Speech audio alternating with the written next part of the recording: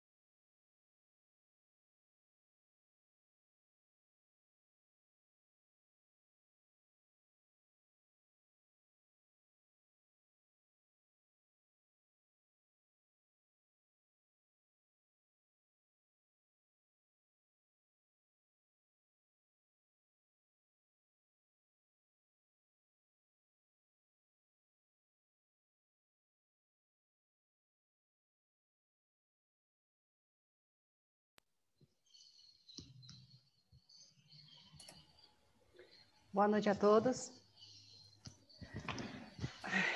Boa noite, doutora Jaqueline. Os demais participantes estão com o áudio mutado, tá? Ah, ok. Muito corrido. Me desculpa, Donai, você me cumprimentou, mas eu tive que atender uma ligação correndo aqui.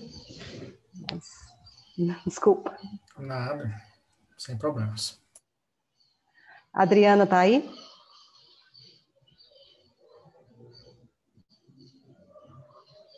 E a doutora Thaísa? Se puder abrir o áudio delas. Doutora Thaísa liberado, Adriana, não localizei na sala ainda. Tá, vamos aguardar. Boa noite, doutora Jaqueline. Boa noite a todos. Tudo bem, doutora? Bem.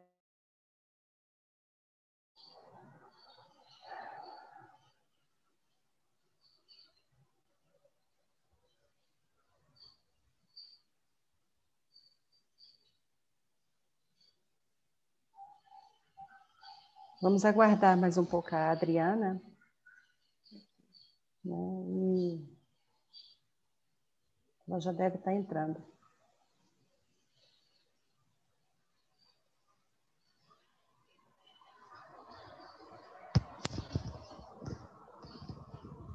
Doutora Patrícia já está aí. Doutor Rodrigo. Patrícia liberado o microfone, o doutor Rodrigo ainda não está na sala. Obrigado.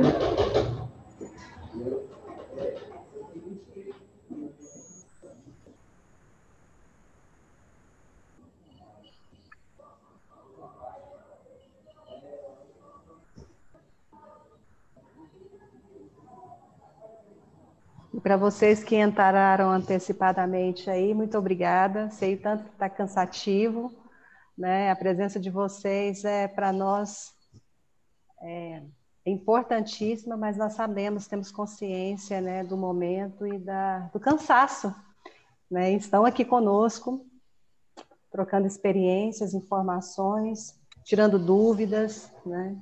Então, muito obrigada por estar aqui com a gente, tá? Alessandro, tudo bem? Adonai, libera o Alessandro aí para mim um pouquinho, fazendo favor.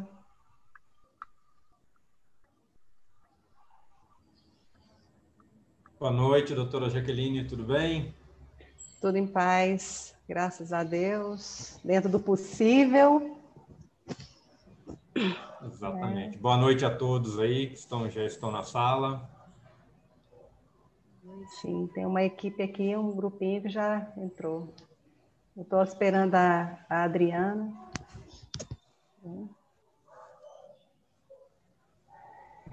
E o doutor Rodrigo.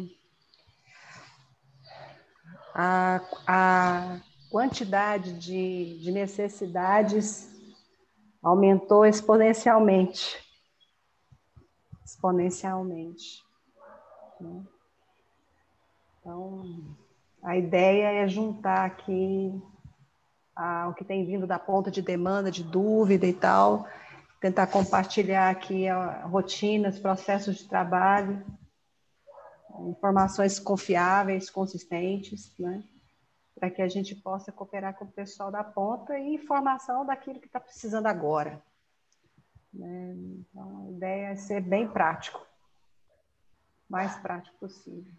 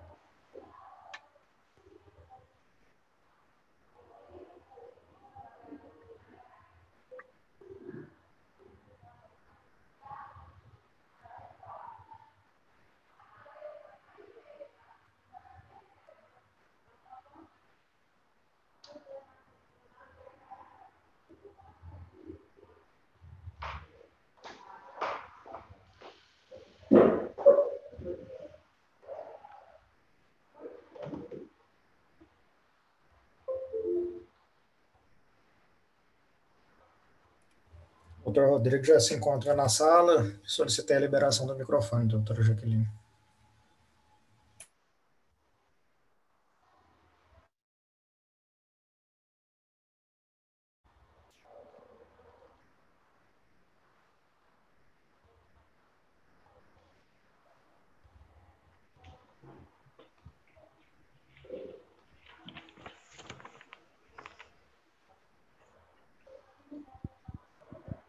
Seja bem-vindo, doutor Utan. Se puder abrir a fala do doutor Utan rapidinho, o Adonai também. Utan Lisboa. Feito.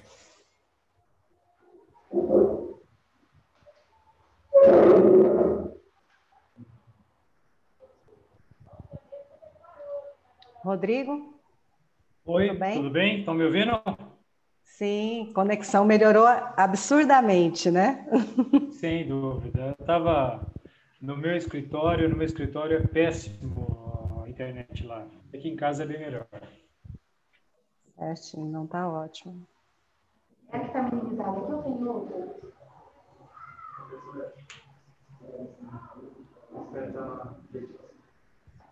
Só essa, né? Onde que eu salvo ela? Essa daqui?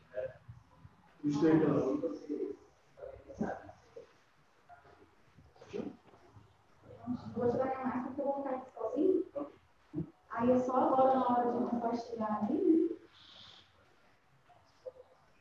né? Já? Tá bom.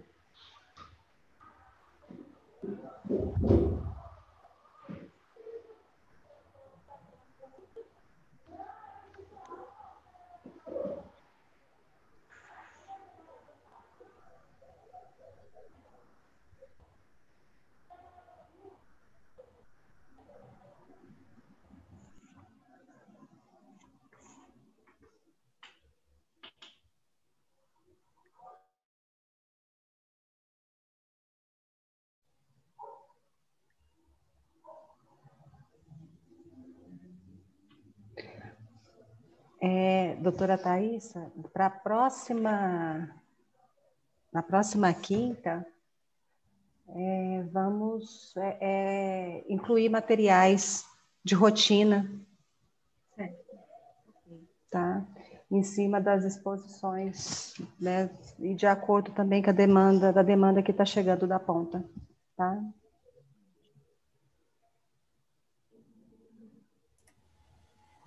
Doutora Jaqueline, o termo de notificação para cumprimento, que é o arquivo que a senhora me passou, o link para download dele se encontra no chat, ok? Ótimo. Eu pedi para ser colocado aqui, porque ele também serve como um checklist, né? Para quem está na ponta. Esse é um documento que nós, vamos dizer assim, nós espalhamos, né? O máximo de instituições possível, públicas, privadas, filantrópicas, militar, né, para também dar apoio e ajudar as equipes técnicas nesse momento.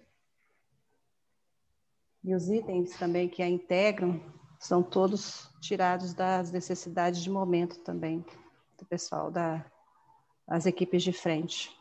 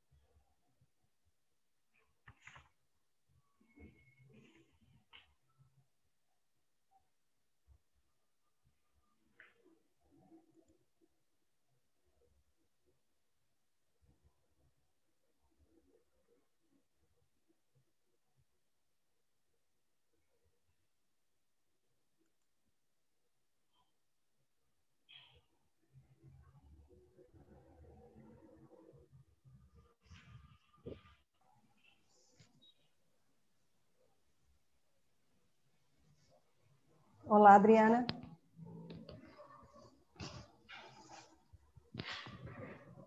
Olá, Jaqueline, boa noite a todos. Boa noite, Adriana.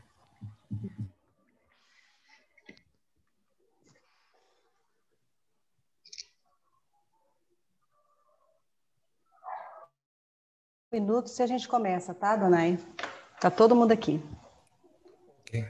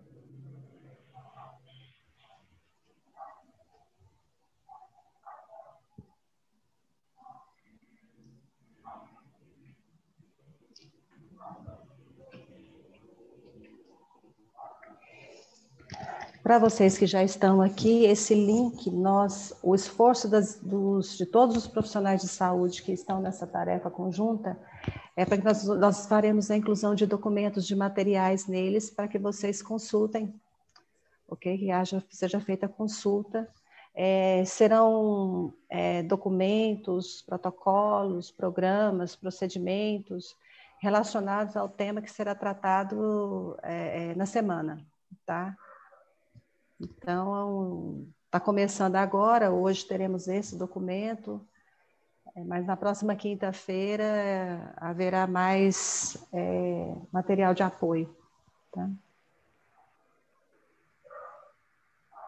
E são materiais, produções dos hospitais aqui do estado de Goiás, que têm equipes técnicas multidisciplinares bem consolidadas, né? Então, historicamente, né, consolidadas. Então, tenho certeza que será um material muito útil, né, para todas as comissões, para a SESMIT, CIPA, CCIH e a todas as demais. Tá? Adonai, podemos começar. Ok, doutora.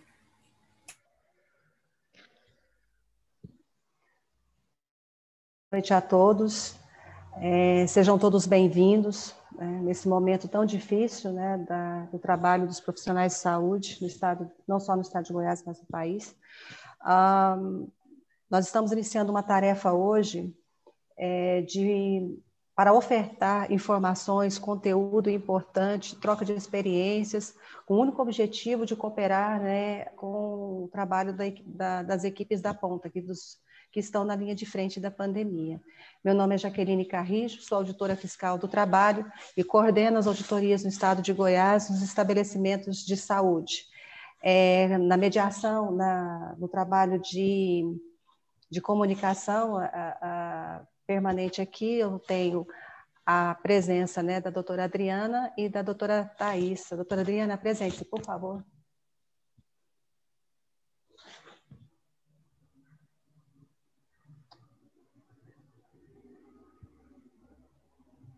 Boa noite a todos, sejam todos bem-vindos. Meu nome é Adriana, eu sou farmacêutica bioquímica e trabalho na Suvisa, que é a Superintendência de Vigilância em Saúde, da Secretaria do Estado da Saúde. Sou coordenadora estadual de Segurança do Paciente e Controle de Infecção. E esse trabalho, né, juntamente com a Jaqueline, é de grande importância, né? Esse momento tão difícil que a gente está vivendo, né? Tantos profissionais no enfrentamento da pandemia, né? Todos sofrendo, e a gente sabe o quanto está sendo difícil para todos. E realmente é um trabalho para poder a gente divulgar e apoiar, né? Tá ajudando o pessoal da ponta, né, das instituições. Sejam todos bem-vindos e aproveitem. Doutora Thaísa. Obrigada, Adriana. Doutora Thaísa. Boa noite a todos, boa noite, Adriana, doutora Jaqueline. Meu nome, então, é Thaísa Paixão, eu sou médica do trabalho, médica do tráfego. Atualmente eu sou médica do trabalho do SESMIT, do Hospital de Urgências de Anápolis. Eu também sou conselheira fiscal da Associação Goiana de Medicina do Trabalho e tenho formação também, e sou especialista na área de psiquiatria e na área de perícias médicas. E é uma honra estar aqui hoje, agradeço imensamente a doutora Jaqueline por mais esse convite e parabenizo por essa iniciativa, né? É tão difícil nesse momento a gente parar para muitas vezes se capacitar e filtrar informações, né? Então o objetivo da doutora Jaqueline com essa série de capacitações é isso, é filtrar, é trazer para a gente informação de qualidade. Então, eu parabenizo por essa iniciativa. Nesse momento que é tão difícil, né, que nós estamos vivendo, parece que está revivendo situações aí trágicas, né? Mas né, nesses momentos que a gente tem que se reinventar, né, trazer à tona toda a nossa resiliência e ser até, eu falo como ostras, né, que nas dificuldades produzem pérolas, né, e que hoje a gente saia daqui com um colar de pérolas, com todas as experiências, todos os cases que vão ser trazidos aqui hoje, que a gente possa voltar para nossas instituições com grandes ideias e mais fortalecidos. Muito obrigada, Adriana, doutora Thaísa, obrigada a presença de todos, muita gente da capital, do interior, membros de equipes técnicas gestores, né? Muito obrigada pela presença, espero que consigamos aqui, né, atender às expectativas. Recebemos a demanda da Auditoria Fiscal do Trabalho, também tem sido uma loucura, mas assim, eu pensei nesse tipo de trabalho que seria uma forma de nós nos comunicarmos mais e mais rápido, já que a dúvida de o questionamento de não é só de eles se repetem, né? Então, eu pensei nesse trabalho de live toda semana, com membros profissionais habilitados, capacitados, experientes, membros de equipes técnicas multi, de hospitais que têm histórico, né, de SESMIT, CIPA, CCE, porque isso é um desenvolvimento constante. Então, eu agradeço a vocês que doaram, né, estão doando seu tempo, seu esforço, seu conhecimento, sendo solidários num trabalho que eu entendo que é humanitário. Agradeço a todos os gestores, né, que atenderam a nossa solicitação e disponibilizarão aqui não só os recursos, seus recursos humanos, né, os seus profissionais, com seus saberes e sua experiência, mas também protocolos e rotinas de trabalho. Eu vou passar a palavra agora. Só um detalhe, por favor, telefones fiquem no mudo, né, para que não haja nenhuma interferência, né, para não haver nenhum prejuízo na exposição dos nossos convidados. Nós colocaremos aqui nossos e-mails de contato, as dúvidas, elas serão repassadas para cada uma das pessoas que nós entendermos aqui que tem a competência técnica para responder.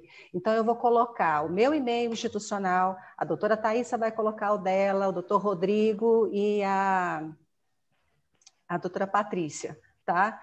Então, nós não teremos condições de abrir a possibilidade de ficar fazendo um questionamento durante a live, porque realmente o tempo é muito curto e é muita informação que nós temos que repassar. Mas nós estaremos fazendo um esforço concentrado para responder a todos, né, para cooperar com o trabalho de todos. Tá? Muito obrigada. Doutor Rodrigo, eu passo a palavra para você e peço que você se identifique, né, e mostre, né, apresente toda a sua experiência e qualificação. Muito obrigada. Boa noite a todos. Boa noite, Jaqueline, doutora Thaísa, Patrícia e aos demais aí. Eu agradeço muito pela oportunidade a vocês. Vou enfatizar novamente um momento muito difícil para todos, para a humanidade inteira. A humanidade inteira está sendo colocada em xeque. Um momento difícil e que nós todos aprendemos muito com isso, né? Meu nome é Rodrigo Trosdorf, sou engenheiro de segurança do trabalho, sou engenheiro químico. Atualmente eu faço parte do SESMIT, do HC da UFG, EBSER. Trabalhei durante 14 anos numa indústria química também, então eu já transitei por várias experiências e atividades econômicas que existem. Eu tenho já uma familiaridade com várias atividades econômicas, eu sei como cada uma se comporta. Principalmente agora que a gente distingue muito bem uma instituição pública de uma instituição privada, elas têm diferenças, têm nuances bem distintos. Mas, voltando ao foco da questão, né, nós estamos falando aqui sobre o dimensionamento ou a especificação de equipamentos de proteção individual para uso da saúde. Primeiramente, que um tema desse, ou um item desse, para ser disposto ao trabalhador, ele tem que ter dois atores muito importantes nessa história. Um é o SESMIT, e o outro é um serviço de controle de infecção, um SCIRAS, um CCIH, aí depende da nomenclatura que é feita em cada hospital. E essas duas entidades, esses dois grupos de trabalho, eles são de suma importância. Falando especificamente do SESMIT, o que é comum em praticamente todas as atividades econômicas, isso não é um problema só do hospital. Quando o empregador ele vai implantar um SESMIT, em via de regra, ele coloca isso para obedecer uma legislação.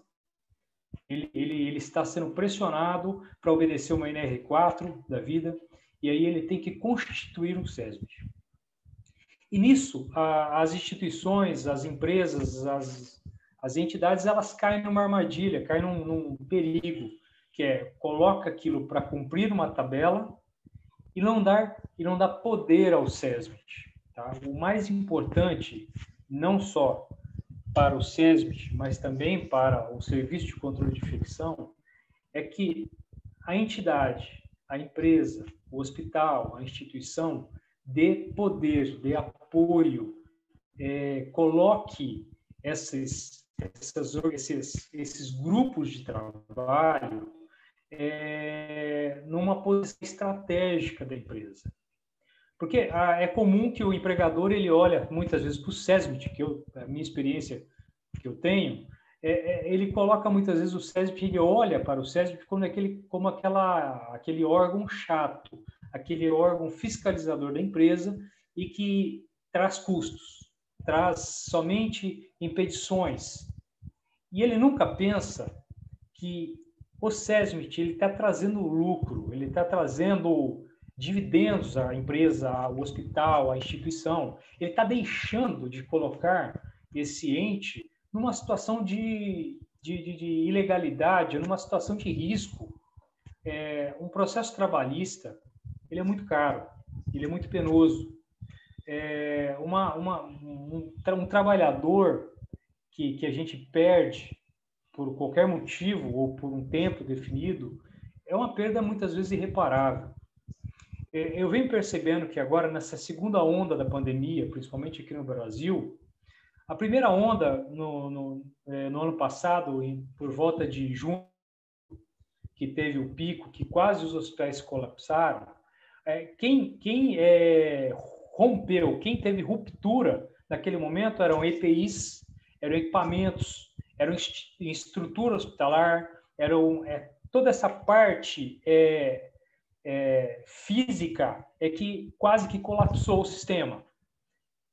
Os governos, as prefeituras, a União, as iniciativas privadas, elas tiveram todo esse tempo, muitos se estruturaram, as empresas começaram a fornecer EPIs, hoje a gente não tem mais, até então, nós não temos mais faltas de EPIs como tivemos no ano passado, por exemplo, mas o que aconteceu foi que agora, nesse momento, o que está acontecendo é a ruptura de profissionais, trabalhadores. Estamos tendo de ter trabalhadores aptos para trabalhar numa UTI de urgência, para trabalhar numa intubação, para trabalhar numa unidade de Covid, por exemplo. Está sendo muito desgastante. Os trabalhadores, desde o ano passado até agora, estão desgastados, estão sofrendo demais com isso. Está sendo muito oneroso para eles. E aí, eu colocando essa introdução, eu coloco mais uma vez a importância de você privilegiar estrategicamente o SESMIT e o Serviço de Controle de Infecção. Os dois eles têm que ser colocados juntos, numa visão estratégica, não como uma visão onerosa de custo, mas com uma visão de reduzir custo, reduzir despesa com o trabalhador, reduzir a falta de mão de obra especializada nesse momento. Porque um SESMIT ele não vai só olhar, não vai só colocar custos para a instituição. Ele vai proteger a principal recurso que uma empresa possa ter, que é a mão de obra, que é as pessoas, que são os trabalhadores treinados, capacitados, né? Mas, e aí? Colocamos isso numa instituição, colocamos o SESMIT numa situação privilegiada. Qual que seria o primeiro passo para você entender quais são os melhores EPIs ou equipamentos de proteção para a saúde para você colocar à disposição do trabalhador? Primeira coisa é você montar a equipe SESMIT, você ir para a NR9 e montar um bom PPRA. Tá? Não só um bom PPRA, mas agora nós estamos mudando para um bom PGR, né? Um Programa de Gerenciamento de Riscos, agora nesse momento. É uma coisa que muitas vezes é negligenciada também pelas equipes de SESMITs. Hoje existe um mercado no país, um mercado extremamente perverso de disponibilização. Eu faço PGR, eu faço PPRA. E, na verdade, a norma ela não fala que tem que ser o engenheiro do trabalho, tem que ser o técnico em segurança. Ela fala que esse programa, que não é um registro, não é um relatório, não é um papel para colocar na gaveta, é um programa, ele tem que ser feito pelo empregador. O empregador ele tem que dar subsídios e, via de regra, o SESMIT acaba entrando e fazendo isso. Por que eu estou enfatizando o PGR, enfatizando o nosso PPRA? Porque a primeira fase que um SESMIT faz é avaliar a posição que cada trabalhador está na sua atividade. Porque você vai pegar um hospital que tem diversos tipos de atividades. Você tem médico, você tem enfermeiro, você tem técnico de enfermagem, biomédico, farmacêutico. Você tem uma gama de trabalhadores e cada um desses se expõe de uma maneira diferente. Aí você tem um médico ambulatorial, você tem um médico intensivista que está na UTI. Eles são diferentes. E aí o seu PGR ele vai olhar profundamente para cada trabalhador deste. Olhar, inclusive, para os trabalhadores de apoio. Olhar desde o cara da manutenção, que vai consertar o ar-condicionado lá na unidade de terapia intensiva de Covid, até o médico intensivista que está tentando entubar um paciente Covid lá dentro.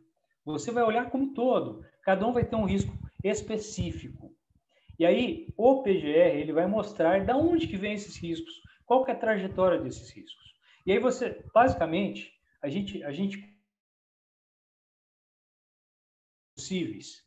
Um risco físico, um risco químico, um risco biológico, um risco ergonômico e o risco de acidente.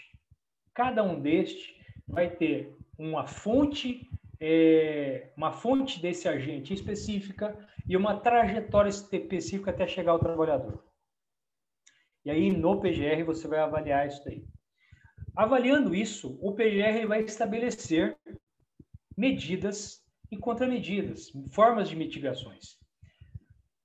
Em via de regra, a primeira coisa que você faz é tentar fazer uma organização melhor para você evitar esse risco.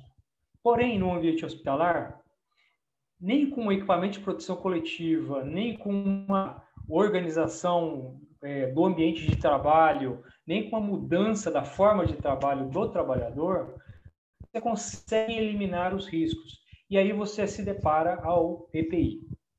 E não só o EPI e o EPS. E aí eu queria entrar nesses dois, EPI, Equipamento de Proteção Individual, e EPS, Equipamento de Proteção à Saúde. São itens complementares à proteção de um trabalhador numa instituição de saúde, são distintos, porém complementares, e protegem nas suas diversas formas. Tá? O que seria um EPI? O EPI, Equipamento de Proteção Individual, ele é regulamentado pela NR6, pela norma regulamentadora número 6, que especifica todo equipamento de proteção individual. E ele tem que ter um negócio chamado CA, tá? Certificado de aprovação. E isso só é emitido, esse CA, esse número de CA desse EPI, só é emitido se aquele item ele passou por um teste de metro. E aí é importante a gente sempre consultar, uma coisa muito básica para qualquer CESMIT, é consultar a validade desse CA. Porque daí você está garantindo que esse equipamento de proteção individual ele realmente passou por um laboratório credenciado do Inmetro, passou por um teste de uso dele realmente, de segurança do mesmo, tá? Eu vou citar alguns exemplos de EPIs que a gente usa no hospital. A máscara N95 é a mais usada, é a mais implementada nesse momento. A máscara N95, que eu gosto muito, eu prefiro chamar de respirador N95, um respirador PFF2, e ele nada mais ele não é uma máscara que somente protege o nariz e a boca e uma parte da face. Ele faz com que o trabalhador respire por ela. É um respirador próprio. E esse equipamento de proteção individual, ele tem um CA. Ele tem um laboratório credenciado por trás dele que o validou por várias formas de testes. Além do respirador N95, o respirador PFF2, outros que a gente está implementando muito em hospitais, os óculos de proteção e os protetores faciais. Uma coisa interessante é que até antes da pandemia, o protetor facial era um item extremamente que o profissional da saúde ele tinha um certo receio, ele tinha uma certa dificuldade, porque ele é um equipamento desconfortável para procedimentos de saúde. Imagine um cirurgião ou médico, um enfermeiro fazer um procedimento longo, duradouro, demorado, cheio de detalhes e usar aquilo durante horas. Então, ele é um item que, até então, as equipes de saúde tinham um certo receio, uma certa ação refratária com ele. No entanto, quando veio a pandemia, os riscos ficaram muito mais pronunciados. Os riscos não mudaram. Precaução de aerosóis e precauções de gotículas, eles sempre existiram desde lá para cá. O que ocorre é que agora esse agente biológico, como o vírus SARS-CoV-2, ele é extremamente nocivo à saúde de pessoas, e aí isso chamou a atenção dos trabalhadores. E aí ele acabou entrando com mais facilidade, mais familiaridade, o protetor facial. Então, esses 3 itens, respirador N95, óculos de proteção e protetor facial, são itens que têm CA e que você pode cobrar dos fornecedores CA. Itens que são equipamentos de proteção para a saúde. Aí é uma distinção que os itens de proteção para a saúde, em via de regra, eles foram introduzidos nas atividades de saúde mais por uma proteção ao paciente do que ao trabalhador. Por exemplo, você coloca uma máscara cirúrgica, que um cirurgião ele usa. Se você for olhar há 10 anos atrás, há 20 anos atrás, no início da introdução desse equipamento, a preocupação naquele momento não era o trabalhador. A preocupação era o paciente. Um gorro de cabelo, de cabeça, idem, é a mesma coisa. Um avental, a mesma coisa. Então, você tem uma luva. A luva não é um EPS, a luva também é um EPI, ela também tem CA, uma luva de procedimento. Esqueci de falar dela também. Então, esses são os equipamentos de proteção para a saúde. São equipamentos que são utilizados para 2 propósitos: proteger o trabalhador, proteger o paciente e também proteger o trabalhador. Nós vimos a máscara ganhar um destaque também na pandemia. A máscara cirúrgica e as máscaras confeccionadas de tecido, elas ganharam uma grande exposição no mundo inteiro, e elas passaram. A máscara cirúrgica ela é um equipamento de proteção para a saúde, sempre existiu e sempre foi recomendado para a proteção de gotículas, como, por exemplo, um paciente que esteja com SARS-CoV-2 ou com SARS, com uma infecção de transmissão oronasal. Então, ela sempre existiu. Como eu falei, em via de regra, ela era usada para proteger o paciente, mas hoje ela protege também o trabalhador. E é importante você saber a distinção de cada uma delas e saber que cada uma delas entra em diferentes momentos, em diferentes situações, em diferentes tipos de trabalhadores. Eu não vou, muitas vezes eu não recomendo usar. Eu gostaria muito de, num hospital, chegar e exigir que todo mundo tivesse disponível um respirador N95, uma PFF2. No entanto, eu sei que se eu fizer isso, pode ser que eu vou chegar no momento e não vou ter para quem está realmente na linha de frente. Um médico intensivista, um enfermeiro intensivista, um técnico de enfermagem, e aí que está o perigo. É importante você dimensionar e dar credibilidade ao usuário do que você estabelecendo de proteção. Por exemplo, um trabalhador que é um profissional, um trabalhador administrativo, que está numa recepção de proteção, ele na frente dele, ele atende pacientes dos vários diversos tipos, e que, porventura, um paciente daqueles, ou um usuário, possa estar contaminado com SARS-CoV-2, ele está muito bem protegido. Então, para que eu vou colocar, naquele momento, uma N95? Uma máscara cirúrgica, eu recomendo. Um outro detalhe que eu falo é que uma coisa que a gente não deve recomendar dentro dos nossos hospitais é o uso de máscaras manufaturadas de tecido. Aquelas temáticas coloridas. A orientação que nós fazemos é que usem máscaras cirúrgicas compradas e aprovadas. Aí eu esqueci de um detalhe importante, que enquanto que o EPI, Equipamento de Proteção Individual, ele é validado pelo CA por um laboratório credenciado pelo Inmetro, os equipamentos de proteção para a saúde, máscaras cirúrgicas, gorros, eles são validados pela Anvisa.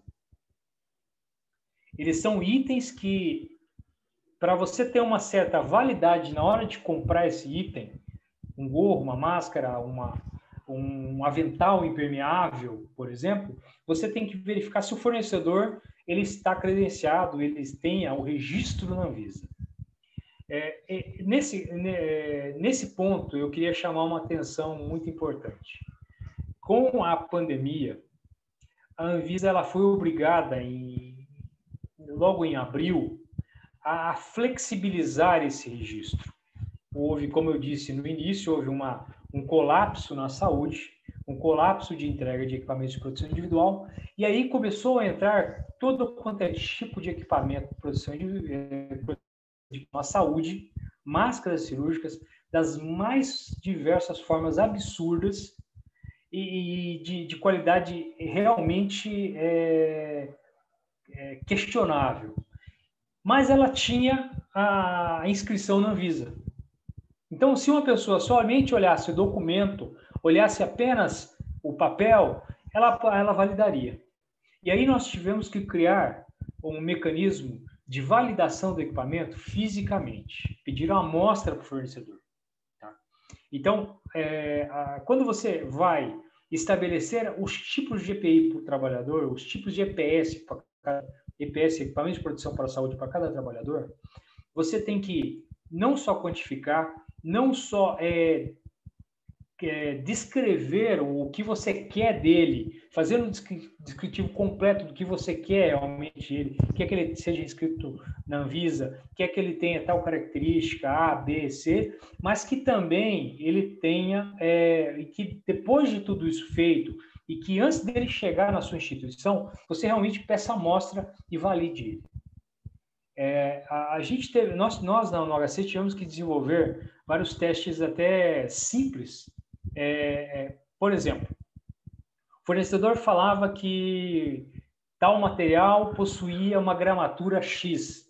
A gente chegou no requinte de ter que cortar amostras quadradas daquela gramatura, pegar uma balança de precisão, colocar lá, pesar naquela balança de precisão e extrapolar aquilo para verificar se aquela quantidade de gramas por metro quadrado que o fornecedor estava prometendo realmente condizia. E aí a gente via falta de credibilidade em alguns pontos. Por exemplo, ele falava que era impermeável, mas aquele tecido, aquele material TNT, aquele tecido ou não tecido, ele passava água completamente, ele era totalmente absorvente muitas vezes. E não protegia o trabalhador na função dele, né?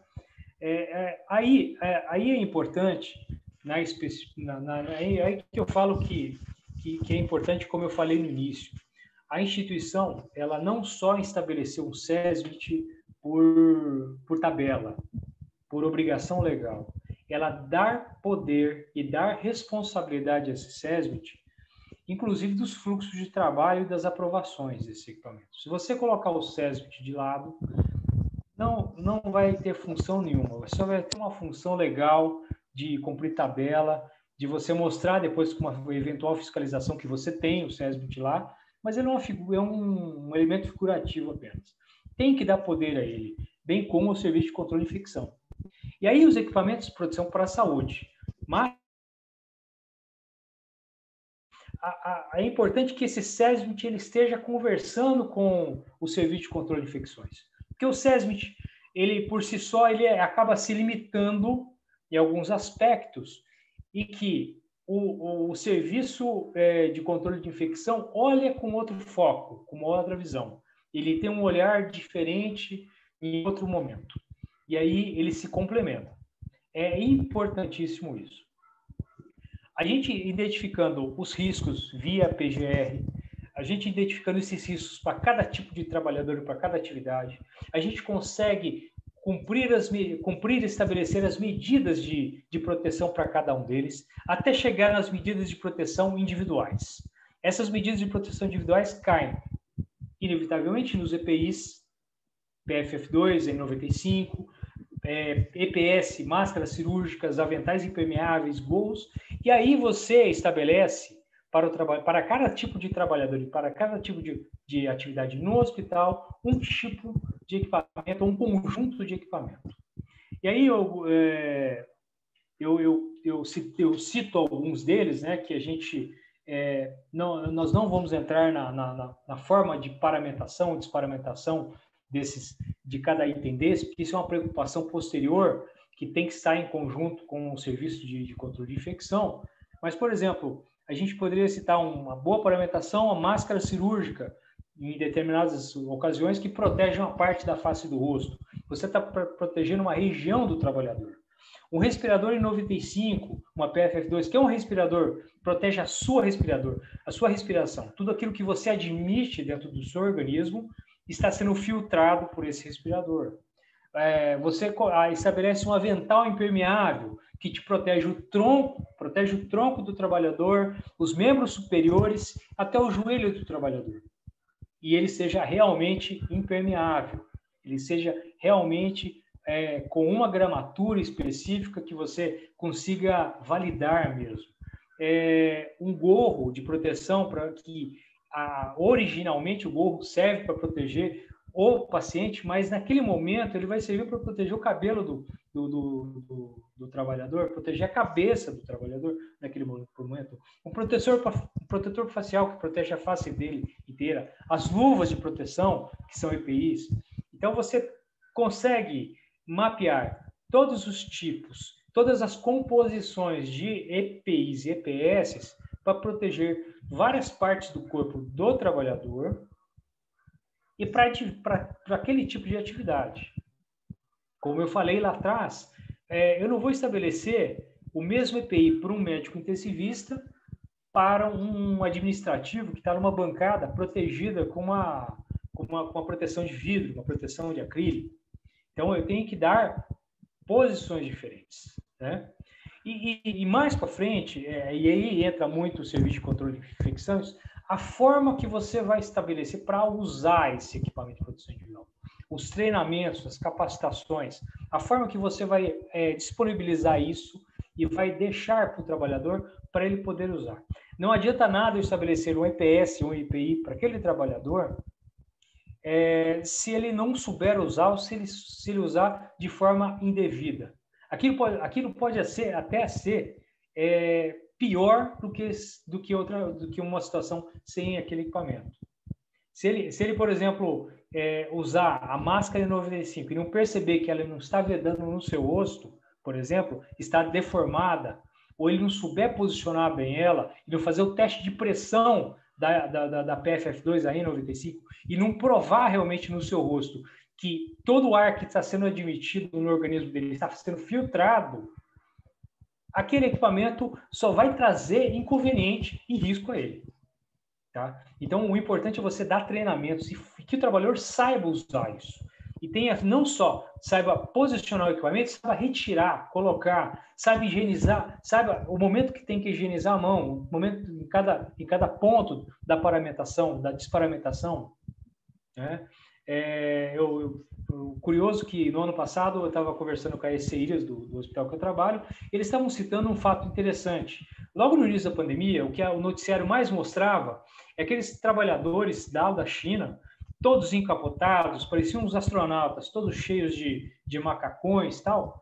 E aí houve um estudo de que muitos daqueles trabalhadores cheios daqueles macacões, eles estavam se contaminando na desparamentação, que eram equipamentos extremamente complexos para você tirar. Imagine um trabalhador cansado, exausto, tendo que paramentar ou desparamentar e tirar aquilo contaminado.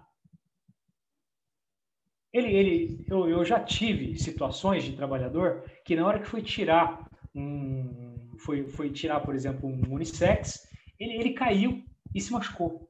Então, essas coisas, o SESMIT e o Serviço de Controle de Infecção tem que estar muito juntos e tem que ter poderes para poder avaliar essas situações. Muitas vezes você coloca um equipamento de proteção individual e o equipamento de proteção para a saúde, você estabelece uma forma de proteção e você traz outros riscos. Você traz outras situações que você tem que, muitas vezes, ponderar. Custo-benefício, o que é melhor. Tá?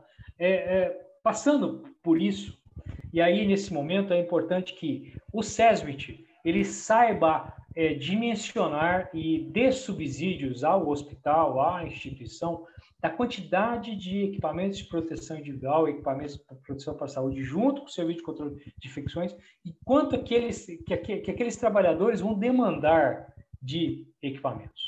E estabeleça uma rotina.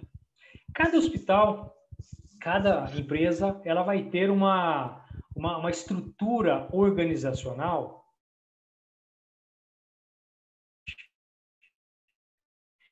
várias formas de armazenar equipamentos. E cada uma delas se encaixa ao histórico da cultura organizacional daquela instituição.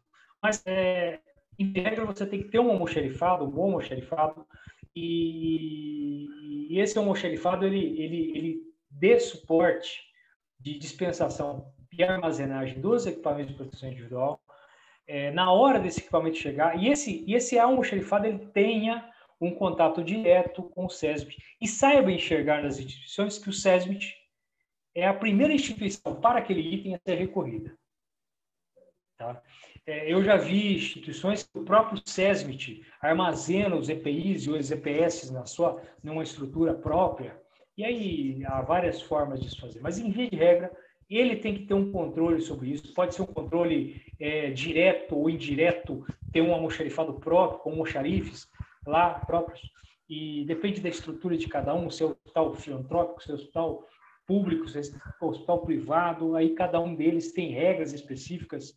Por exemplo, o hospital público é questionável você estabelecer que um SESMIT dispense diretamente um equipamento de proteção individual, um equipamento de proteção para a saúde, porque você corre o risco daquele item, que é um item público, de compra pública, você perca o controle daquilo, né? Então, muitas vezes, se estabelece, e a gente teve questionamento quanto a isso, de que o almoxarifado deu conta para armazenar e para dispensar. Porém, o SESMIT tem que ter uma atuação, mesmo que for indireta. Ele tem que ter o controle daquilo, para onde está sendo dispensado, ele tem que ser consultado, ele tem que ter credibilidade nesse momento, para ser toda vez consultado. E o SESMIT tem que ser proativo também. Muitas vezes esses fluxos eles pulam, eles saem do controle. E aí o SESMIT, quando identifica algo que saiu fora da rota, normal, natural, ele entrar na jogada e falar, afinal de contas, o que vocês vão nos consultar? Afinal de contas, por que isso está sendo feito assim? Então, o SESMIT ele tem que ganhar credibilidade, muitas vezes, com a sua proatividade. Ele tem que entrar mesmo na jogada, dividir isso daí, ele não precisa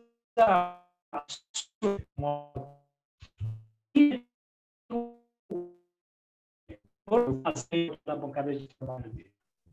Essa é uma discussão ampla, é difícil, cada instituição tem um tamanho diferente, os hospitais têm tamanhos físicos limitados muitas vezes, e aí você tem que estabelecer um local de guarda para aquilo, para o trabalhador. Se o hospital ele estabelece um uso prolongado da N95, com regras muito bem formalizadas de controle para que o trabalhador não traga um risco maior à saúde dele, aquilo aonde ele vai armazenar, como que ele vai armazenar, de que forma. Então, a instituição ela vai ter que estabelecer regras, controles e como que isso vai ser armazenado, né? Qual que é o tempo de validade de cada item desse? É tolerável, né? Quantas horas de uso eu posso ter de uma máscara cirúrgica?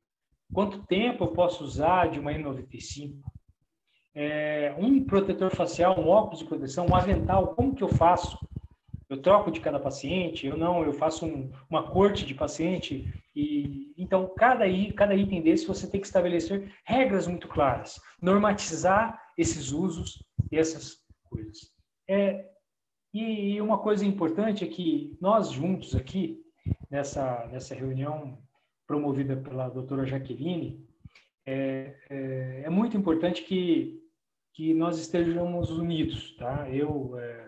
Os nossos hospitais, cada um deles tem os seus desafios a cumprir, tem suas zonas de conforto, tem suas dificuldades, e que cada um complemente.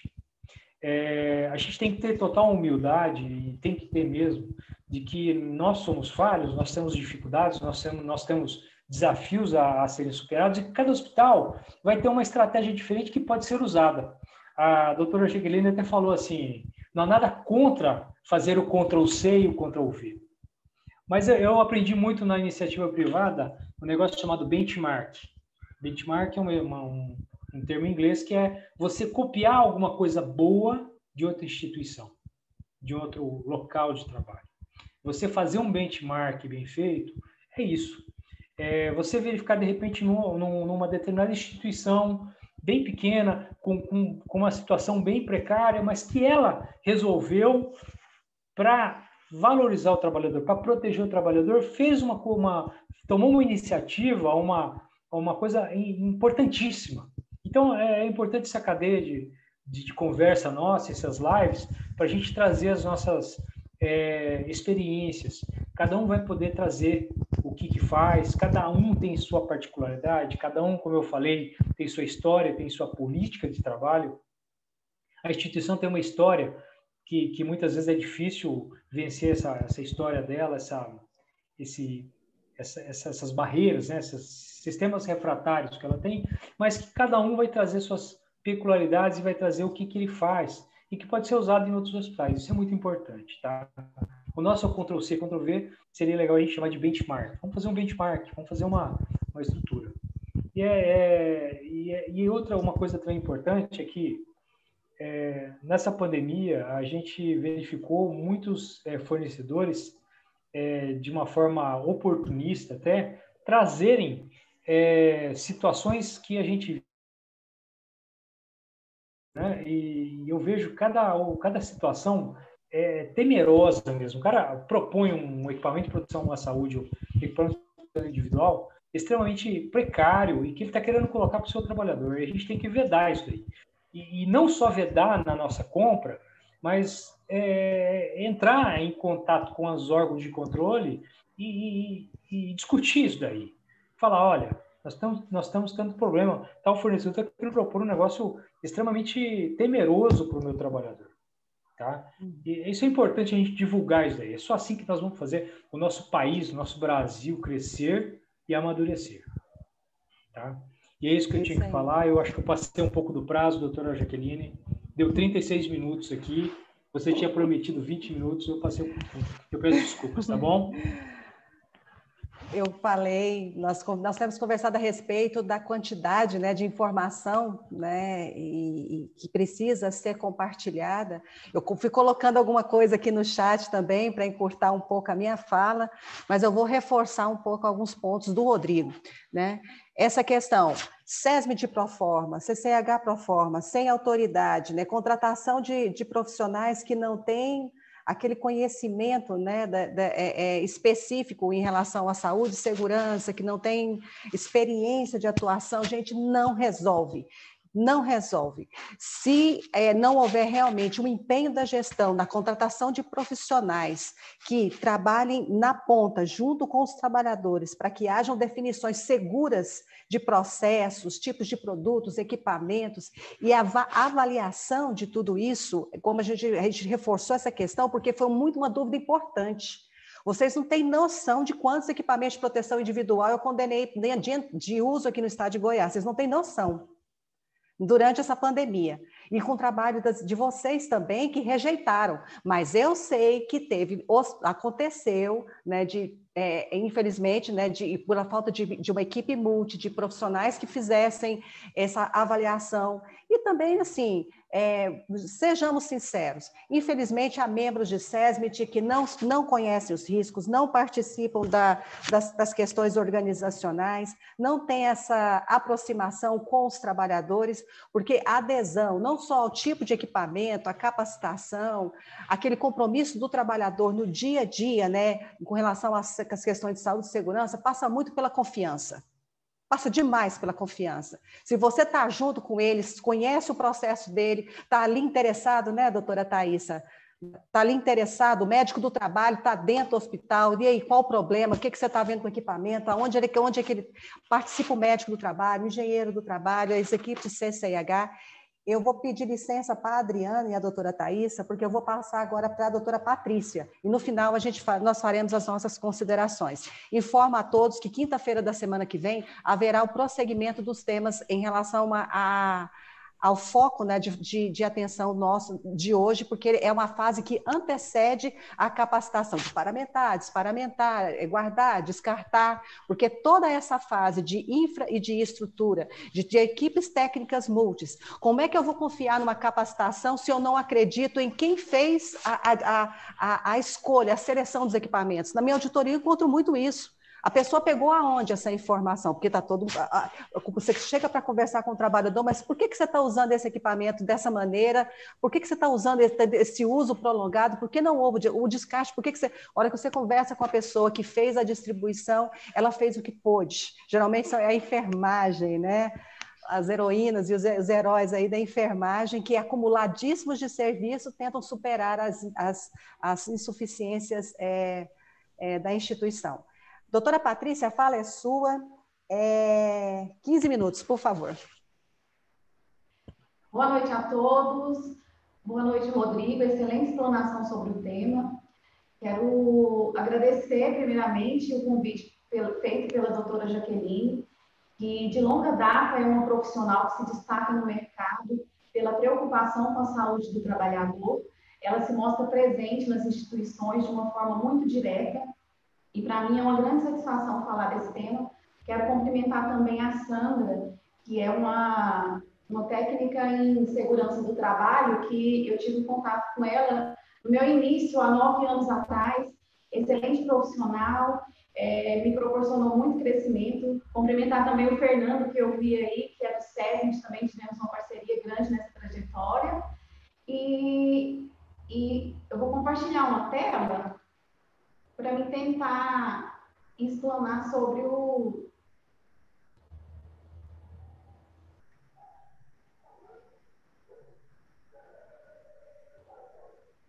Estou tentando compartilhar, não sei se eu vou conseguir. Vocês estão visualizando a tela? Já está na tela, De Patrícia. apresentação? Sim. Uhum, sim.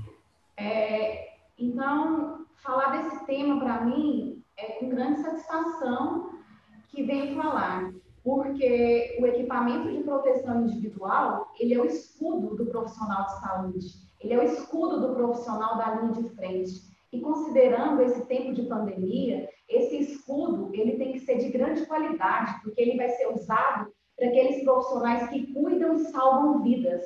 A conscientização é importante.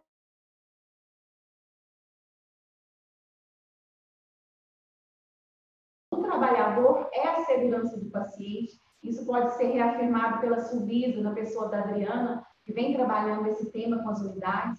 Então, é com grande satisfação que venho trabalhar esse tema. Eu tenho uma trajetória, como eu disse, de 9 anos de atuação em controle de infecção hospitalar. Tive a oportunidade de trabalhar com grandes profissionais, como exemplifiquei alguns, e fui aperfeiçoando no CRER, em controle de infecção hospitalar. Trabalhei no Grupo Oncoquer, no Hospital de Urgências de Goiânia, e agora estou há 5 anos no Hospital de Doenças Tropicais, a qual também eu agradeço a oportunidade de falar em nome desse hospital de grande relevância também para o Estado. E o tema proposto pela doutora Jaqueline foi implantação de equipamentos de proteção individual para os trabalhadores da saúde. A gente vai focar na questão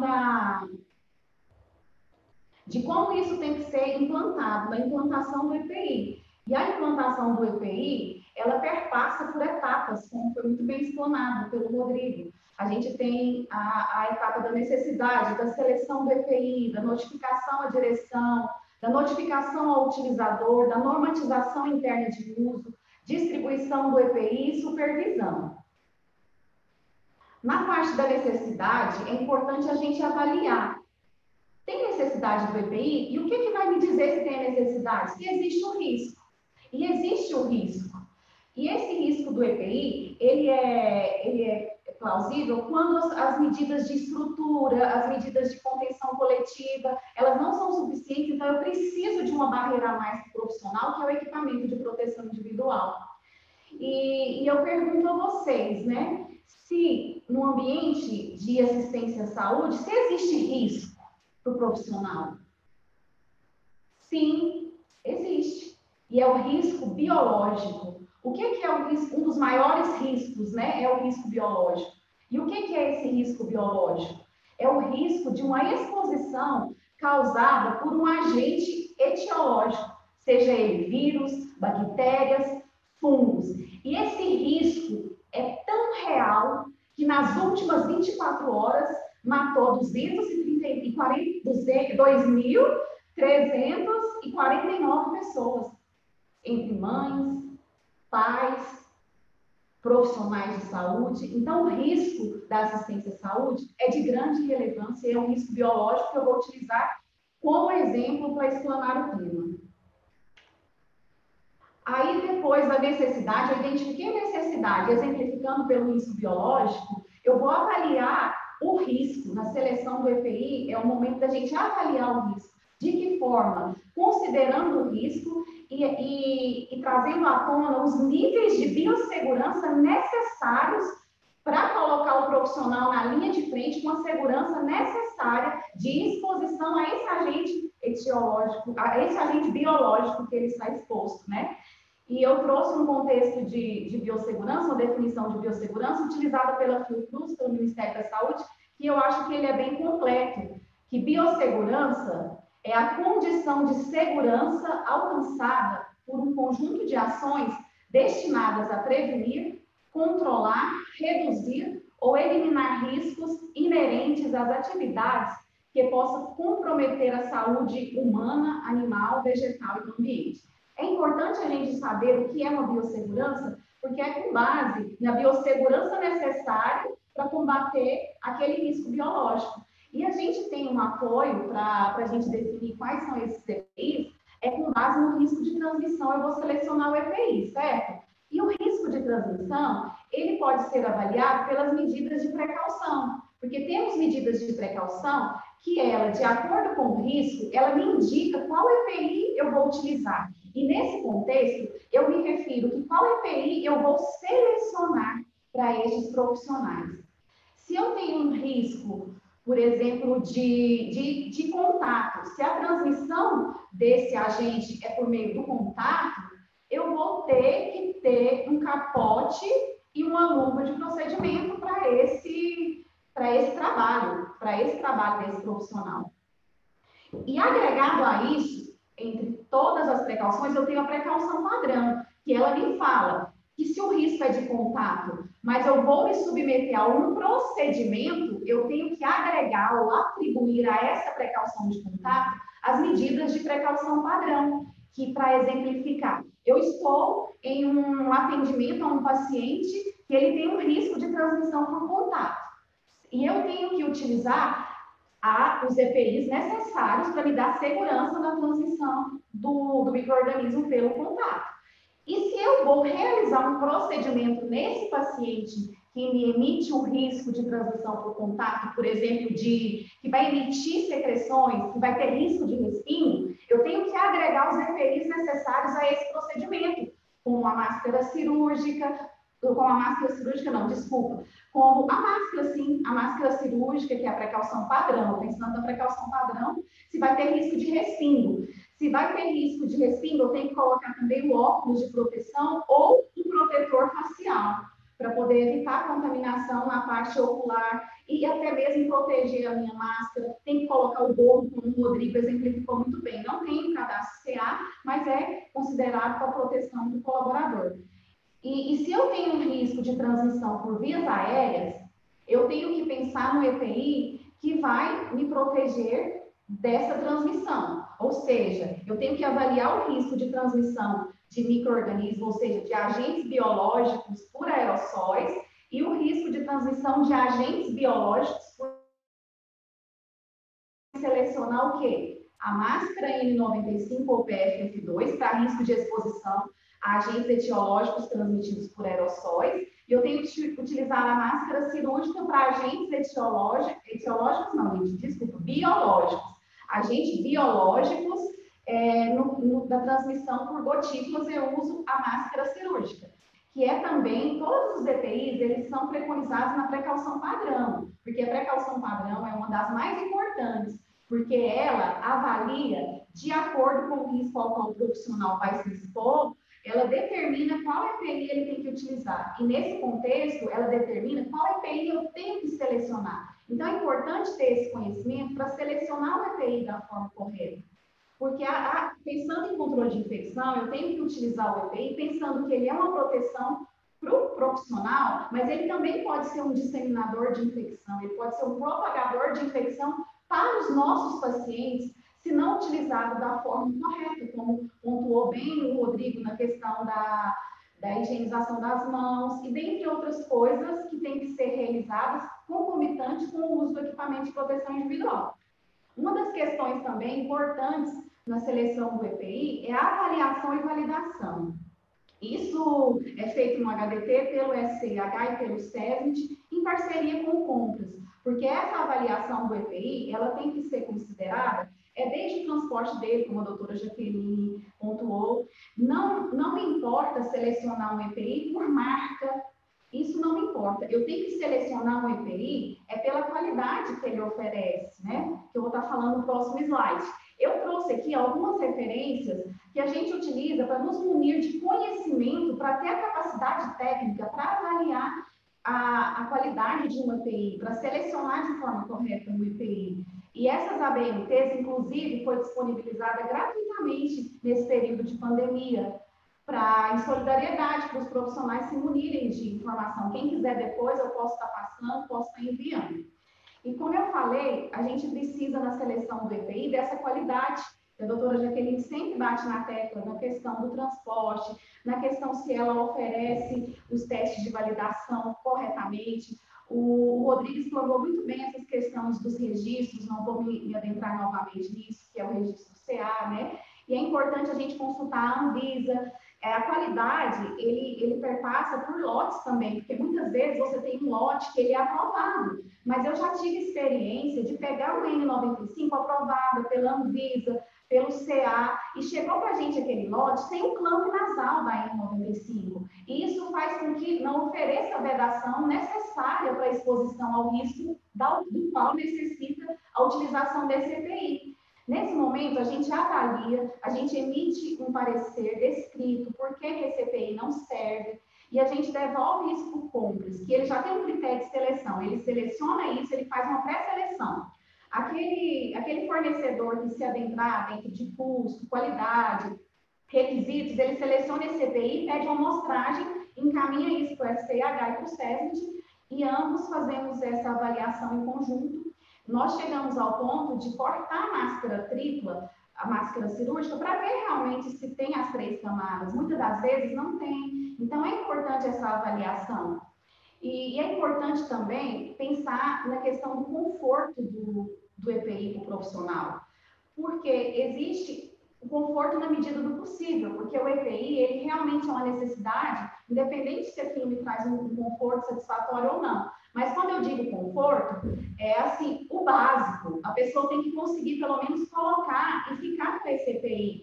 No SCIH, nós temos o hábito de, às vezes, a gente coloca o próprio EPI, a gente coloca a máscara, fica por um determinado tempo. A gente coloca o protetor facial, porque ele é um EPI que fica sobre a cabeça. Então, a gente tem que saber se isso pesa, se a visibilidade é boa, se não é, se é passível de higienização, questão do tempo de utilização, isso tudo vou estar falando também.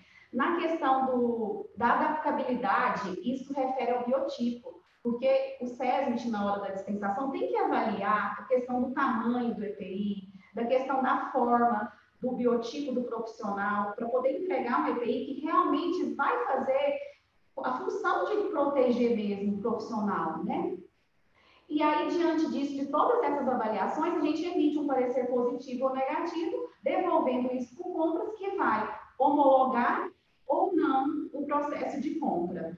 Aí, depois dessa seleção do EPI, que não para por aí, o processo é bem longo, a doutora Jaqueline solicitou bastante que a gente fizesse isso, porque ela vê realmente, eu percebo realmente nela uma preocupação, assim, verdadeira mesmo em relação aos nossos profissionais. E a gente tem que também notificar a direção do hospital, porque sem a parceria da direção, a gente não consegue êxito da nossa jornada de trabalho.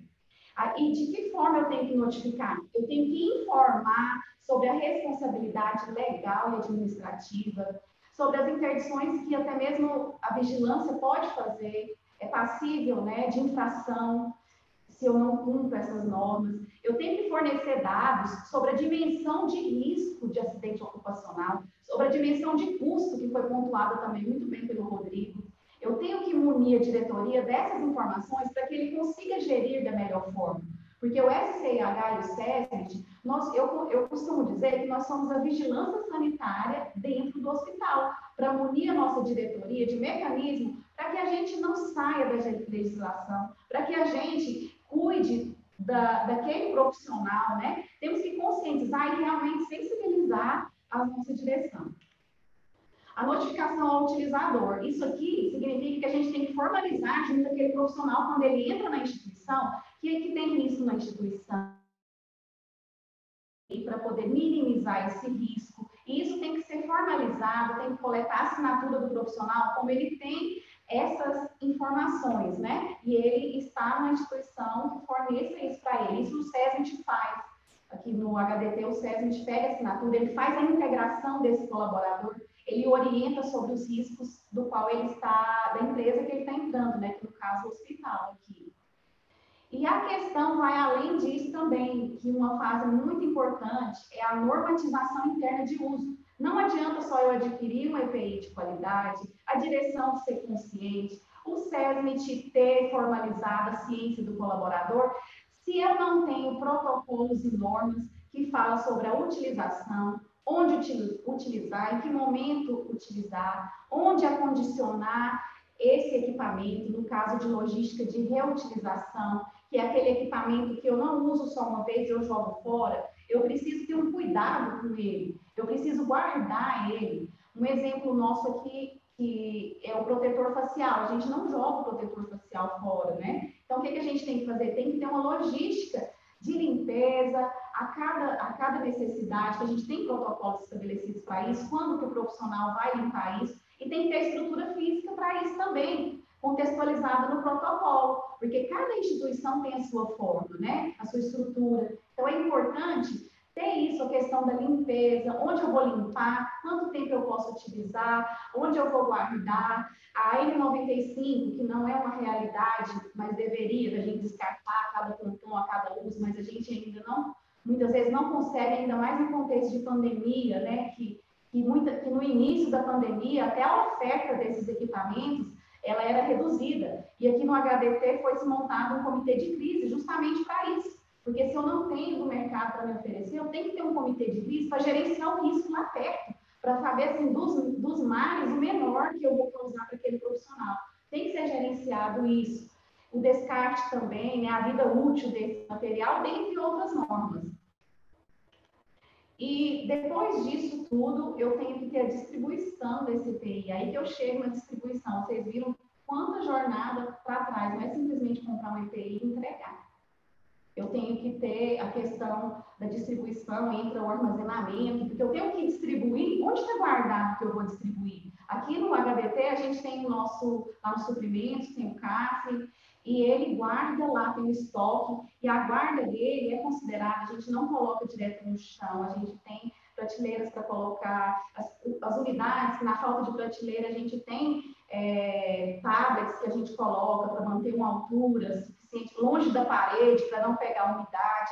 Então, eu tenho que guardar esse equipamento no local adequado. Aí a gente tem o CAF que depois distribui para a central de distribuição, que ela é central de distribuição, é gerenciada pelo SESMIT, que aí na central de distribuição vai ficar aquele armazenamento de EPI para utilização, não grandes quantidades como no CAF, porque o CAF vai repondo isso de acordo com a saída, ele vai repondo para manter o estoque, é uma preocupação também que a gente tem que ter. Aí chega o momento de eu distribuir isso profissional. Isso tem que ser de fácil acesso. O ideal é que seja, assim, 24 horas o profissional tenha acesso a esse EPI, no caso de uma emergência, se precisar. A central de EPI aqui funciona diuturnamente aqui no HDT, com um profissional para entregar isso. E tem que coletar a assinatura do profissional que ele está recebendo, que a gente tem que garantir também, porque a nossa auditora fiscal do trabalho ela é muito exigente. Quando ela vai nas instituições, ela quer ver evidência de que o profissional, ele utiliza o EPI, ela quer evidência de que foi dispensado o EPI, e ela quer evidência que o profissional seja capacitado. Então, a capacitação entra na parte de distribuição também. Eu tenho que capacitar o profissional a utilizar esse EPI de acordo com os protocolos que eu citei anteriormente, que vai desde o tempo de uso, o guarda profissional tem que ser capacitado para utilizar da forma correta esse EPI, que é uma logística, né, de fácil acesso do EPI. E tem que avaliar biotipo na entrega, escolher por questão de tamanho, né, as luvas, e dentre outras. E a questão da supervisão, que não para por aí também. Depois que eu entrego o EPI, capacitei, escolhi, selecionei, avaliei o risco, não para por aí. Eu tenho que supervisionar. Eu forneci um EPI de qualidade, o profissional é capacitado, e eu tenho que identificar potenciais problemas e defeitos surgidos na utilização. Porque às vezes passa, a gente faz testes, a gente avalia, mas o profissional lá da ponta é que sabe dizer se esse EPI ele é bom ou não. Então, o profissional ele tem que ter liberdade de falar, olha, eu não gostei desse EPI porque eu estou lá no procedimento e a alça arrebenta. A gente já teve essa experiência. E o hospital tem que ter uma logística para isso. Aqui no HDT a gente tem uma logística. Eu até compartilhei um documento com a Donai, se ele puder compartilhar ele na tela, que é o parecer negativo, a ocorrência negativa feita pelos profissionais.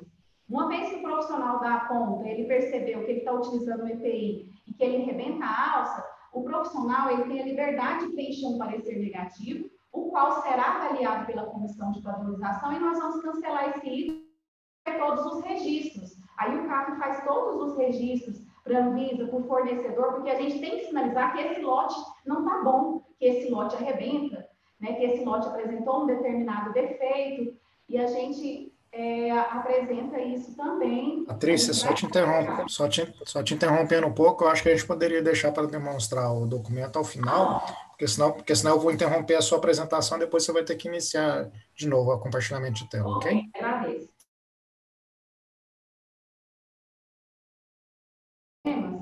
Nós temos que cobrar a utilização do EPI e não permitir a não utilização em locais obrigatórios. Porque se eu forneço uma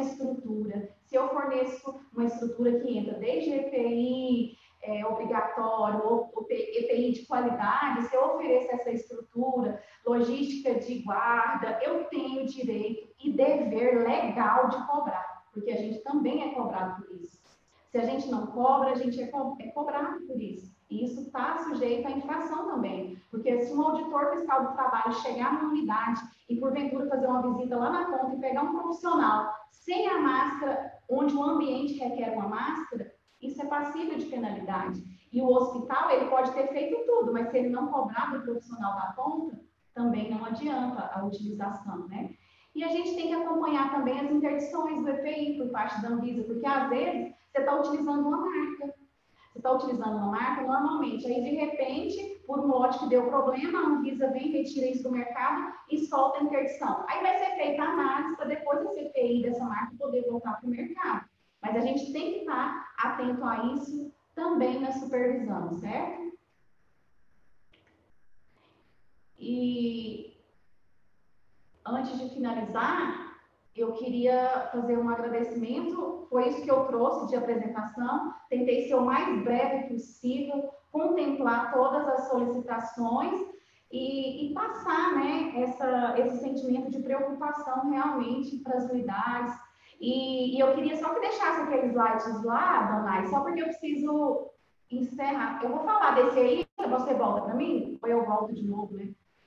Tá bom. Esse aqui é o documento que eu citei, gente. Ele fala sobre a ocorrência negativa. É onde o profissional da ponta, ele tem o dever, ele tem a liberdade liberdade, primeiramente, ele tem a liberdade de falar. O EPI que eu estou utilizando arrebenta a alça, o EPI que eu estou utilizando, ele incomoda, e aí ele pode registrar e isso vai ser levado e a gente vai avaliar.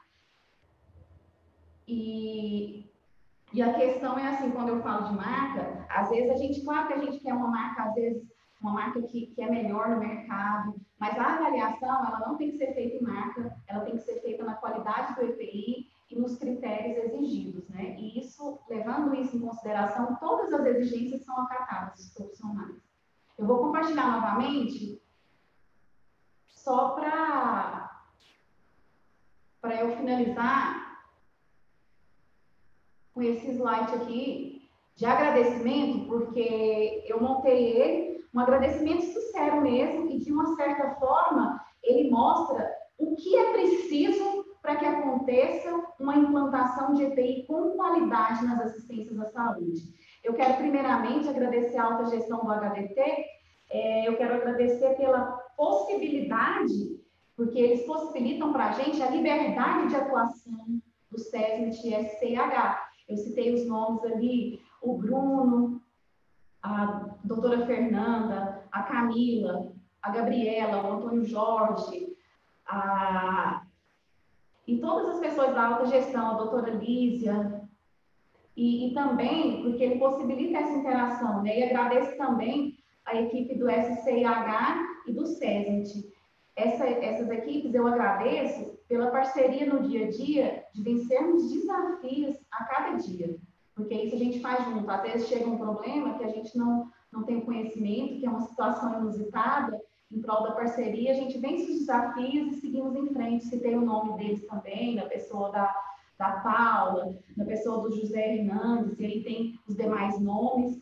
E eu agradeço também no ensino e pesquisa, na parte da capacitação, que é na pessoa do Leonardo e da Érica. Agradeço também o setor de suprimentos, na pessoa do Gessé e da Mara, porque eles fazem toda essa logística de compra.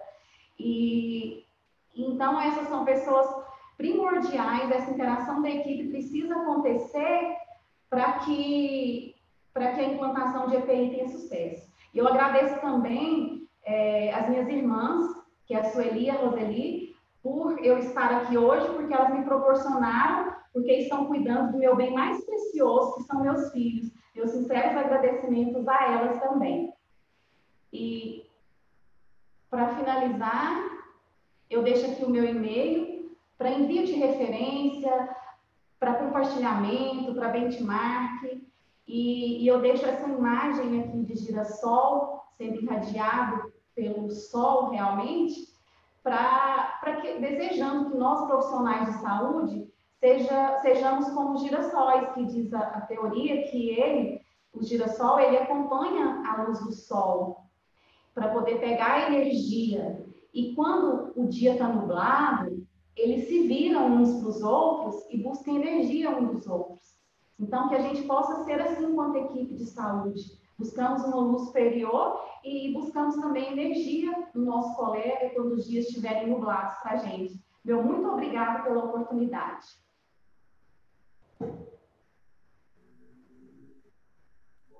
Patrícia, muito, muito obrigada. Semana que vem você prossegue, né? Nós teremos na próxima semana a continuidade da exposição de necessidades em relação a cada fase, né, Patrícia, que envolve esse conceito de capacitação.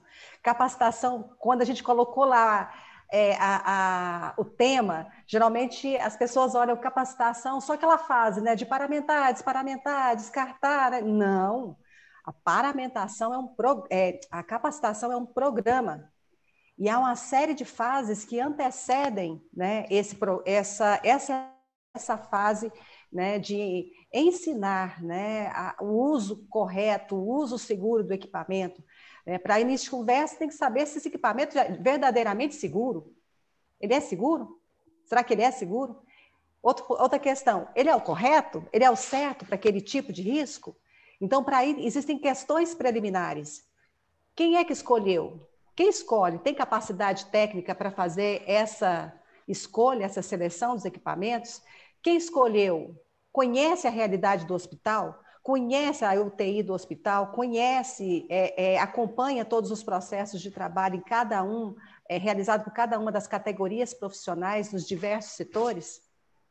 Está presente? Está presente? Está acompanhando lá o que está acontecendo dentro da instituição? Ou é aquele tipo de serviço terceirizado que só serve para mostrar papel para fiscalização? Né? E na hora que a fiscalização chega, ninguém nem ouviu falar no médico do trabalho, do engenheiro do trabalho, do técnico de segurança, né? Eu estou sendo dura na fala, pessoal, porque eu não tenho tempo aqui para ficar ficar discutindo certas questões. O foco principal aqui hoje é o quê? Pedir encarecidamente para a participação, gestores que não têm ainda essa visão da importância das equipes técnicas multidisciplinares, entrem em contato com os hospitais que têm esse histórico, né, de gestão, né, porque saúde e segurança do trabalhador é política de gestão, é uma decisão da gestão. Se você tem ou não tem, é a gestão que decide, né? E isso na pandemia ficou muito claro com relação ao risco aumentado, que vai, inclusive, de medo, de estresse, a falta de confiança dos trabalhadores, se aquele equipamento ele presta, saber se o equipamento é certo não é suficiente, mas ele está sendo distribuído para ele algo que realmente irá protegê-lo, né? Acompanhar, né, Patrícia e Rodrigo, acompanhar desde o momento lá do fornecedor, da escolha do fornecedor. Eu sei que agora pode ficar difícil, quem já faz isso tranquilo, já só deu continuidade ao trabalho, mas ao SESMIT, CCIH, tem que conhecer o fabricante, tem que conhecer seu fornecedor, tem que conhecer a transportadora, porque tem produtos, tem equipamentos que a temperatura, que o jeito que você transporta, você pode estar danificando. O fabricante, ele só garante a qualidade do equipamento dele enquanto está dentro da fábrica dele. Dali para fora, a responsabilidade é de quem compra. É de quem compra. E aí, nessas fases e nessas etapas todas, SESMIT, CIPA, Serviço de Controle de Qualidade, né, Patrícia, né, Rodrigo, você também que dá numa instituição que já tem um histórico dessas equipes, vocês já fazem isso, mas não são todas as instituições que têm esse desenvolvimento. Na próxima semana, nós daremos continuidade, né, com relação ao assunto equipamento de proteção, que não é só EPI, né, gente? Equipamento tem uns que tem CA, tem uns que não tem CA, equipamento de proteção é um conceito maior. E aí entra também produtos, né? Tem uma pessoa aqui que falou muito bem, a questão do álcool, né? A gente fala na questão do álcool, mas quanta porcaria também a gente viu, né, sendo, né, produtos insuficientes, não só para a higienização das mãos, para também limpeza de superfícies, né? Enfim, muita coisa a gente vai tratar nessas semanas, e espero que a gente ajude. Vou passar a fala para a Adriana. Faça suas considerações, Adriana.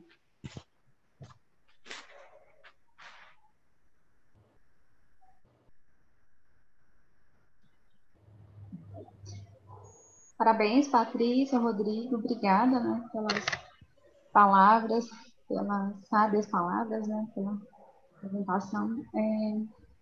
A Patrícia falou dos EPIs que são utilizados, dessas etapas, e eu queria, na verdade, só reforçar alguns pontos, né, tanto da fala da Patrícia quanto do Rodrigo, que é a questão das notas técnicas disponibilizadas pela Anvisa, e que nós seguimos, né, que a gente repassa para todos os serviços. Então, tem a nota técnica 04, que foi a primeira a ser publicada, e que traz quais são os EPIs, como usar, quando usar, né, em que momentos, e quais equipamentos que devem ser utilizados pelos profissionais de saúde dentro das instituições. E colocar que esses EPIs, né, eles têm que ser realmente validados, né, como foi muito bem colocado pelo Rodrigo e pela Patrícia, a importância, e nessa nota técnica 04 traz falando dessa validação, da escolha desses produtos, né, dos EPIs, e traz a responsabilidade para o serviço de controle de infecção, né? Então, a nota técnica traz essa responsabilidade. A gente sabe que com a pandemia a gente teve diversos serviços nos hospitais de campanha, que são estruturas provisórias, e que eles não foram pensados, montados, né? Eles não passaram pelo rigor da RDC 50, né? Eles não tiveram essa aprovação. Então, tem que ter um mínimo de critério para que a gente não tenha tantos eventos dentro do serviço de saúde. Então, se a gente for pensar que a gente tem 1 a cada 10, né, evento a cada 10 procedimentos dentro do serviço de saúde, imagina nessas estruturas que não são pensadas, né? Então, tem a nota técnica 04, que traz os EPIs, tem a nota técnica 08, que fala também dos EPIs e coloca mais uma vez essa responsabilidade em cima do núcleo de segurança do paciente e do controle de infecção.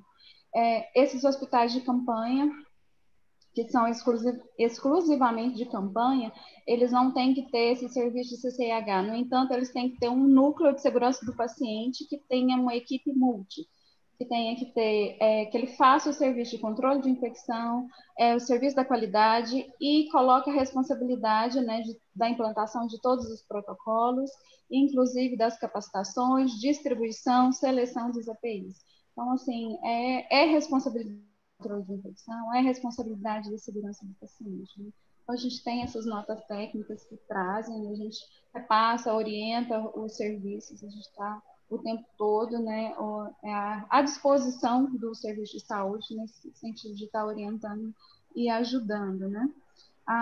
No início da pandemia, a gente viu o pessoal desesperado, os profissionais de saúde, todos com muito medo, né, não sabia quais EPIs, embora seguisse, né, as precauções, padrão de contato, gotículas, seguisse, mas todo mundo se viu com muito medo, né, então quais EPIs utilizar, como, a Patrícia colocou muito bem essa questão da gente ter que selecionar e tem que ser um EPI que ele traga, né, conforto, ele tem que ser aprovado, né, pela equipe da ponta. Então, não é só ali a CCH ou alguém simplesmente decidir sem ouvir os demais. Né? Então, essa é a importância do núcleo e do controle de infecção, assim como do SESMIT, né, de todo mundo estar trabalhando junto com a ponta para selecionar esses EPIs. Obrigada, pessoal. Já tem... Obrigada, Adriana. Doutora Thaísa, por favor, suas considerações.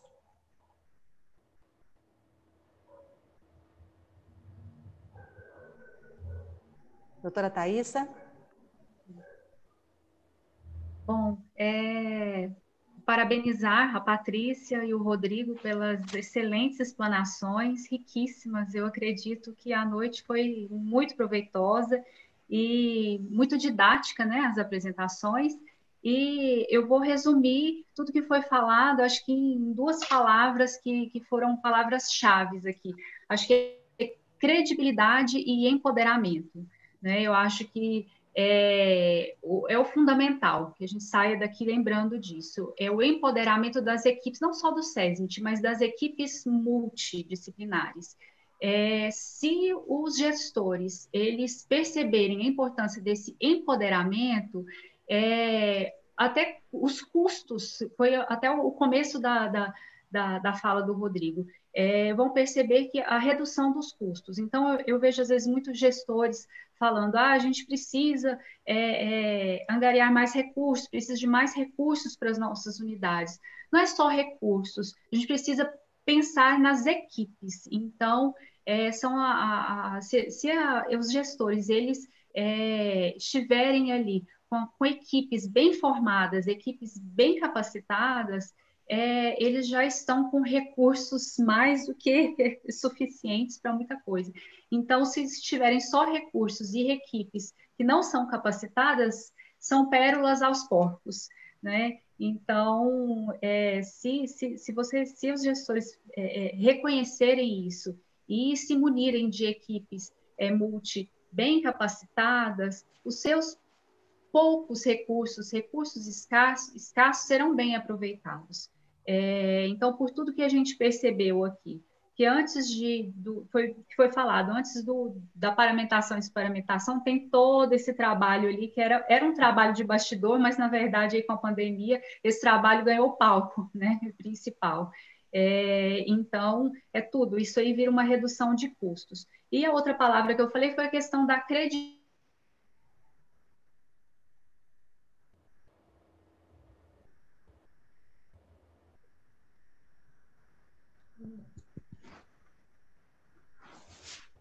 Travou. Doutora Patrícia? Adonai? Eu acho que a doutora Thaísa travou a conexão dela. Travou? Uhum. Bom, eu não deu tempo, né? Semana que vem falaremos um pouco mais sobre isso também, mas a questão que envolve também essa questão da capacitação, né, envolve também dimensionamento de SESMITs, CCIH e por aí vai. Né? Não adianta também você ter essa equipe aí no papel, mas ela é uma equipe que não consegue tocar suas missões, seu papel institucional, justamente porque eu entendo que a instituição, né, justamente porque não tem pessoas em número suficiente. Tem que ter pessoas em número suficiente, né, para executar tudo isso que nós estamos falando aqui, né? Infelizmente, a doutora Thaísa travou. Eu vou concluir agradecendo aqui aí toda a Donai, muito obrigada, né? A equipe do HGG, né, que está sempre aqui conosco também, nos apoiando, né, sendo na parte de logística, de estrutura, e também, né, a gestão do HGG, né, que também, tal qual o HC, HDT, HCamp, outros, né, aí que estão permitindo que seus profissionais compartilhem o seu conhecimento com as instituições de saúde no estado de Goiás, né? Peço a vocês que as perguntas relativas a protocolo e rotina encaminhem para os nossos expositores, A equipe do UGOL, né, também, a gestão do UGOL, quer dizer, nós estamos, gente, eu vou falar para vocês, nós estamos com uma equipe de profissionais especialistas de ouro para fazer esse trabalho de apoio técnico operacional, de tirar dúvidas, compartilhar informações. Espero vocês na próxima semana, onde nós daremos continuidade, porque nós vamos chegar até essa fase que vocês, alguns acharam que hoje nós trataríamos a questão da paramentação, mas nós chegaremos porque essa é a fase final, quando envolve equipamento de proteção, tá bom? Aguardando, nós esperamos vocês aqui na próxima semana e perguntas direcionem para os nossos expositores. Aquilo que vocês acharem que eu posso ajudar, podem caminhar para mim também. Eu vou reiterar aqui, eu vou colocar novamente o meu e-mail, tá, Donai, aqui no chat, para assuntos específicos relativos a essa apresentação e o tema aqui. Vocês devem imaginar, eu também estou sobrecarregada, né, mas na medida do possível, e como todos aqui estão, nós estamos somando esforços aqui para cooperar com o trabalho de vocês na ponta e tentar levar pelo menos um pouco de alívio, nem sei, acho que os conceitos de depressão, transtorno aqui tomaram outra conotação nessa pandemia.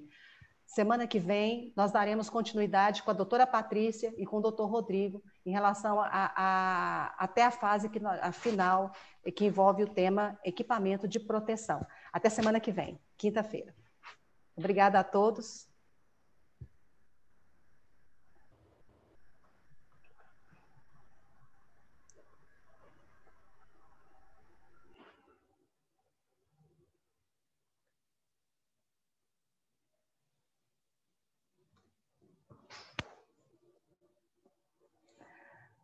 Doutora Patrícia. Tchau.